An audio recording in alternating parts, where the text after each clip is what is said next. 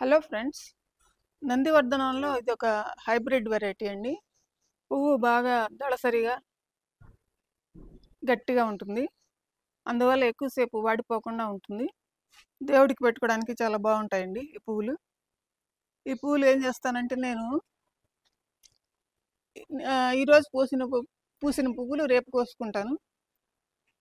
అవి ఎలాగూ రాలిపోతాయి కాబట్టి ఈరోజు పూసిన పువ్వులు కొయ్యను అనమాట. నిన్న పూసిన పువ్వులు ఈరోజు కోసుకుంటాను. ఆ విధంగా దేవుడికి పెట్టుకుంటానండి. అందువల్ల చెట్టుకి ఎప్పుడు పూలు ఉంటాయి.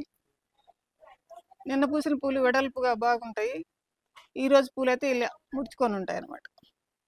అందువల్ల తెలుస్తుంది తేడా. ఆ విధంగా కోసుకుంటానండి దేవుడికి. ఇది ఒక హైబ్రిడ్ వెరైటీ అండి, నందివర్ధనంలోని.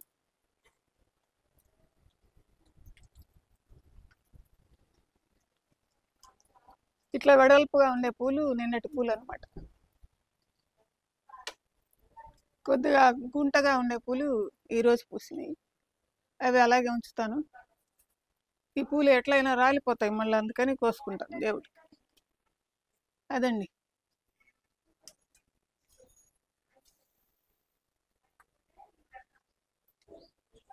ఇదిగోండి పూలు.